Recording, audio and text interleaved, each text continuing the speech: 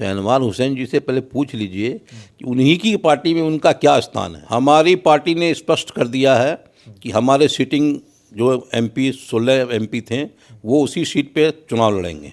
तो बात बन पाएगी? आप 17 सीट ले लीजिएगा, फिर कितना बचेगा? 23 सीट बचेगा। 23 में राजद कितना रखेंगे, कांग्रेस कितना रखेंगे, फिर उसके बाद दूसरी पार्टियां कितना रखेंगी? वो तो इंडिया गठबंधन वाले को तय करना है। हमारे नेता प्रधानमंत्री के उम्मीदवार घोषित हो जाते हैं, उसके बाद देश की हवा बदल जाएगी। देश की हवा बदल जाएगी, लोगों का माइंडसेट चेंज हो जाएगा।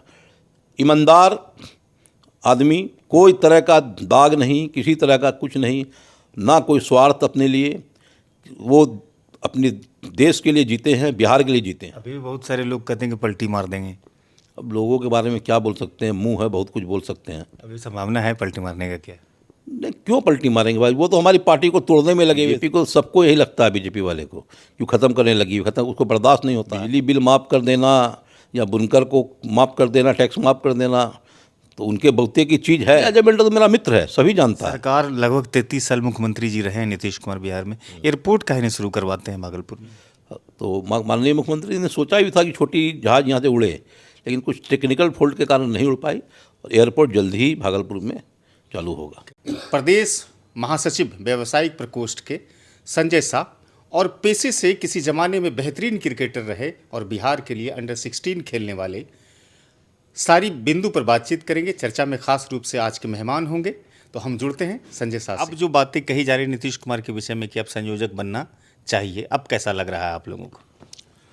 मैं तो शुरुआत से ही ये बात बोलते हुए आ रहा हूँ कि हमारे नेता संयोजक या प्रधानमंत्री बनने के योग्य हैं और मोदी जी को कोई टक्कर दे सकता है तो हमारे नेता नीतीश कुमार जी दे सकते हैं। ये बात मैं पिछले बहुत दिनों से बोलते हुए आ रहा हूँ। इंडिया गठबंधन में नीतीश कुमार से बड़ा कोई चेहरा नहीं है, ये हकीकत और सत्य है ये। और संयोजक तो नीतीश कुमार के लिए कोई बड़ी चीज़ थोड़े है, और उनको प्रधानमंत्री के चेहरे हैं वो, और देश उनको देखना चाहता है। साफ सुथरी छवि, ईमानदार व्यक्ति, और कोई तरह का लांछन नहीं, कोई तरह का दाग नहीं। ऐसे नेता कहाँ मिलते हैं? अद्भुत है हमारे नीतीश कुमार। अच्छा, हाल में सरकार ने 45वां मंत्रालय गठन किया खेल मंत्रालय के रूप में। आप चूँकि अंडर 16 बिहार की तरफ से खेले हैं, इस मंत्रालय के बनने के बाद क्या लगता है कि खिलाड़ियों का सीधा और समृद्ध विकास हो सकेगा? बहुत दिन से ये प्रयास था और हम लोगों ने कई बार माननीय मुख्यमंत्री के सामने ये बात रखवाई थी कि बिहार के लड़कों लड़कियों को स्पोर्ट्स में हम लोगों को आगे बढ़ने का मौका देना चाहिए। टैलेंट बिहार में बहुत है, बहुत टैलेंट है बिहार के बच्चों बच्चियों में, बहुत टैलेंट है। कुछ कमियां थी तो उसमें माननीय मुख्यमंत्री जी ने गठन करके ये साबित कर दिया कि अब हमारे बच्चे बहुत आगे बढ़ेंगे, अच्छे स्टेडियम बनेंगे, अच्छी सुविधाएं आएगी, और मतलब उनको आगे बढ़ाने का जो हर संभव प्रयास है वो होगा। हर ज़िले में, हर जगह स्टेडियम बनेंगे, बड़े बड़े स्टेडियम बनेंगे, खेल की सुविधा दीजिएगा, अच्छी कोचिंग दी जाएगी, अच्छी ट्रेनिंग दी जाएगी, तो हमारे बच्चे नाम करेंगे, काफ़ी नाम करेंगे। क्षमता की कोई कमी हमारे बिहार के बच्चों में नहीं है। अच्छा, आप जो कहते हैं कि नीतीश कुमार से अगर कोई टक्कर ले, प्रधानमंत्री मोदी जी से अगर कोई टक्कर लेने वाला है तो वो एक सिंगल मैन है नीतीश कुमार। बाकी और भी ममता बनर्जी भी है, उसके अलावा और भी कई चेहरे हैं, अरविंद केजरीवाल के भी कभी कभी चर्चे होने लगते हैं। इन सब ये लोग स्वीकारेंगे नीतीश कुमार को? अभी तो केवल 2 ही 3 दल समर्थन मिल रहा है। नहीं स्वीकारेंगे तो क्या होगा उसका, उसके बारे में बताना मुश्किल है, लेकिन मोदी जी को टक्कर सिर्फ नीतीश कुमार ही दे सकते हैं। मैं ममता बनर्जी या अरविंद केजरीवाल के बारे में तो नहीं कुछ बदल सकता, लेकिन हमारे नेता के बारे में मैं गारंटी के साथ बोल सकता हूँ कि देश इनको खोज रहा है, इनको मांग रहा है, और सिंगल इंडिया गठबंधन में ये चेहरा अगर आएंगे प्रधानमंत्री के लिए तो चुनाव का परिणाम अलग हटके होगा।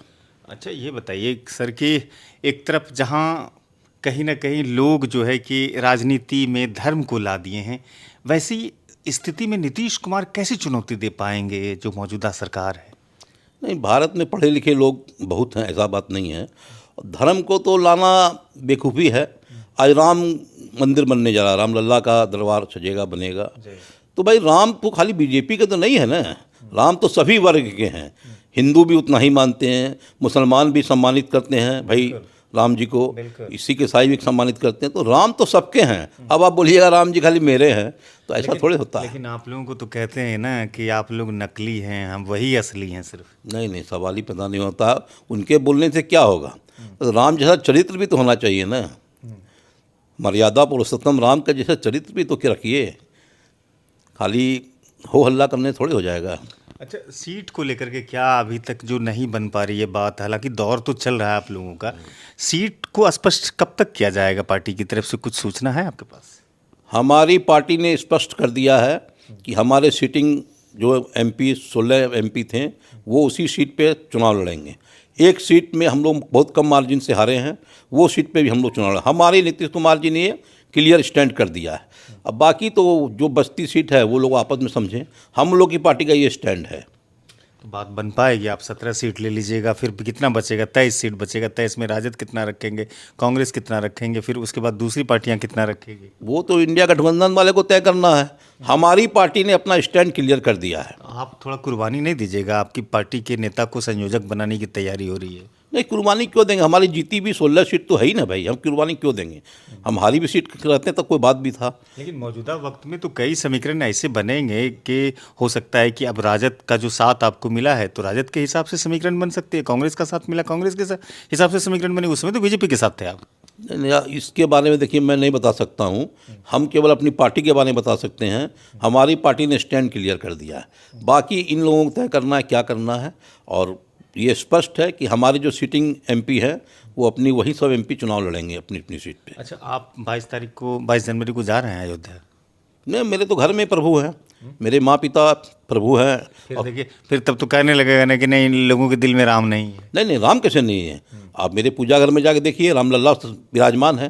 अयोध्या जाने से थोड़े राम मिलेंगे, मन में राम है। चले जाइए ना, भव्य मंदिर का प्राण प्रतिष्ठा होने वाला है। नहीं, कभी बाद में मौका मिलेगा तो जाएंगे। वहाँ तो मेरी धर्मशाला भी है अयोध्या में।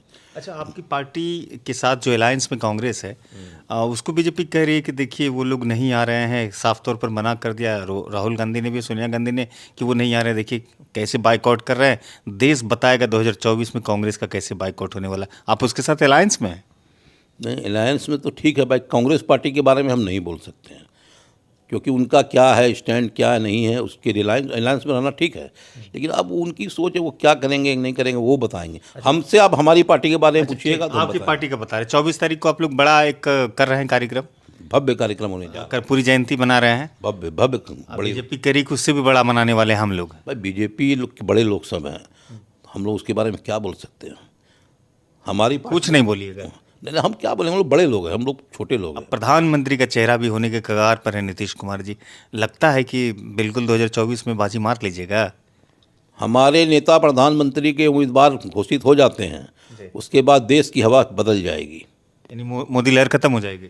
नहीं, मोदी लहर खत्म हो जाएगी मैं ये क्यों बोलूं? देश की हवा बदल जाएगी, लोगों का माइंडसेट चेंज हो जाएगा। ईमानदार आदमी, कोई तरह का दाग नहीं, किसी तरह का कुछ नहीं, ना कोई स्वार्थ अपने लिए। वो अपने देश के लिए जीते हैं, बिहार के लिए जीते हैं। अभी भी बहुत सारे लोग कहते हैं कि पलटी मार देंगे। अब लोगों के बारे में क्या बोल सकते हैं? मुंह है, बहुत कुछ बोल सकते हैं। अभी संभावना है पलटी मारने का क्या? नहीं, क्यों पलटी मारेंगे भाई? वो तो हमारी पार्टी को तोड़ने में लगे हुए थे। हमारे नेता तो बहुत ईमानदारी के साथ उनके साथ थे। जब हमारी पार्टी को तोड़ने में लग गया तो बचेगा क्या फिर? लेकिन आप ईमानदारी निभाते रहे, लेकिन अगला क्या करता रहा? वो पार्टी तोड़ने में लगा रहा। तो सही समय पे सही निर्णय नीतीश कुमार जी ने ले लिया। अब लोग इसको पलटी मारे या कुछ भी बोले, हम तो अपना देखेंगे ही ना भाई। राजद के साथ सही स्थिति है? बीजेपी के लोग कहते हैं कि राजद भी कहीं ना कहीं जदयू को खत्म करने के पर लगी हुई है। बीजेपी को, सबको यही लगता है बीजेपी वाले को, क्यों ख़त्म करने लगी, खत्म उसको बर्दाश्त नहीं होता है तो ख़त्म करने लगी। क्या कीजिएगा, उसका बारे में तो बोलना ही बेकार है। अभी शाहनवाज हुसैन ने कहा है कि मेरी सरकार अगर बनेगी बिहार में तो हम बुनकर का सबका कर्जे माफ़ कर देंगे, अरे बिजली बिल माफ़ कर देंगे। शहनवाज हुसैन जी से पहले पूछ लीजिए कि उन्हीं की पार्टी में उनका क्या स्थान है। आज के डेट में उन्हीं की पार्टी में उनका क्या स्थान है। तो एनडीए की तरफ से वो उम्मीदवार नहीं बनने वाले हैं क्या? अगर आप देख लीजिएगा उम्मीदवार बनते हैं क्या।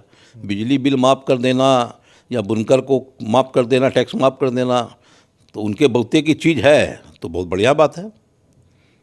मतलब आप ये मान रहे हैं कि शाहनवाज हुसैन की अब वो लेबिलिटीज़ नहीं रही? मैं क्यों मानूंगा?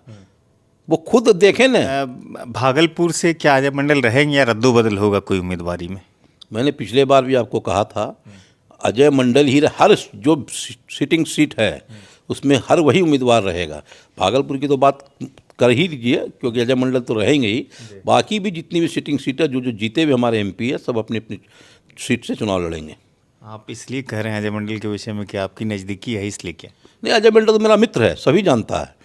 अजय मंडल मेरे मित्र है, बहुत पुराने मित्र है। बीजेपी वाले आप कहने लगे कि कोई काम ही नहीं हुआ भागलपुर में। बीजेपी वाले भाई बड़े लोग सब है, कुछ भी बोल देते अच्छा, हैं। ये कौन सा लॉजिक है? जब साथ में रहे तब तक बहुत अच्छे थे और अब आप अलग हो गए तो अब काम नहीं हो रहा है। यही बात बीजेपी वाले से पूछिए ना भैया आप, कि हम तो कहाँ पे पूछते- काम हम हो तो रहा है? पूछते रहते इतना इतना काम जो हो रहा है, कहाँ से हो रहा है? अजय मंडल प्रयास नहीं करते हैं? हमेशा तो जाते हैं दिल्ली, प्रयास ही करते हैं, हर बड़े मंत्रियों से मिलते हैं, हर योजना लाने का प्रयास करते हैं। अब क्या करेंगे, वो सरकार तो हमारी है नहीं। अच्छा, एक बात बताइए सर कि सरकार लगभग 33 साल मुख्यमंत्री जी रहे हैं नीतीश कुमार बिहार में, एयरपोर्ट काहे नहीं शुरू करवाते हैं भागलपुर में? नहीं, चालू होगा एयरपोर्ट भी, कुछ जगह की दिक्कत थी, ये एयरपोर्ट शूट नहीं कर रहा था, इसका सर्वे हुआ था। तो माननीय मुख्यमंत्री ने सोचा भी था कि छोटी जहाज़ यहाँ से उड़े, लेकिन कुछ टेक्निकल फॉल्ट के कारण नहीं उड़ पाई, और एयरपोर्ट जल्द ही भागलपुर में चालू होगा। कहते हैं कि ग्रीन फील्ड के तहत नया एयरपोर्ट बन सकता है और नई जो टेक्नोलॉजी अपनाई आई है, वो कमल जायसवाल जो कार्य इसके हैं लगातार जो आवाज़ उठाते हैं, वो कहते हैं कि नई टेक्नोलॉजी के तहत तो ये भी बन सकता है, मतलब चल सकता है यहाँ से हवाई जहाज। नहीं, जल्दी भागलपुर के लोगों को हवाई सुविधा मिलेगी, बिहार सरकार की तरफ से कोई दिक्कत नहीं आएगी, जल्दी मिलेगी। शुक्रिया बातचीत के लिए और समय देने के लिए, बहुत बहुत शुक्रिया। धन्यवाद। तो ये संजय साथ थे, जो व्यवसायिक प्रकोष्ठ के बिहार के प्रदेश महासचिव हैं जदयू से। अंडर 16 भी खेले हुए हैं और हाल ही में जो नीतीश कुमार ने खेल मंत्रालय का गठन किया है, भूरी भूरी प्रशंसा की और एक और खुशी व्यक्त किया कि अब चूंकि संयोजक के तौर पर नीतीश कुमार के नाम सुर्खियों में रहने लगे हैं, आने लगे हैं, तो जाहिर सी बात है कि एक न एक दिन उम्मीदवारी भी वो करेंगे प्रधानमंत्री को। और हम लोग चाहते हैं कि उम्मीदवारी करे वो प्रधानमंत्री की, क्योंकि वो एक ऐसे शख्स हैं पूरे भारत के जो कि मोदी लहर को बदल सकते हैं। इंडिया गठबंधन से अच्छी लगती हो तो साझा कीजिए, चैनल पर जाइए सिटीजन टाइम्स के, वहाँ आप सब्सक्राइब कर लीजिए। फेसबुक पर भी पेज है, वहाँ भी अपना अंशदान फॉलो और लाइक करके दे सकते हैं।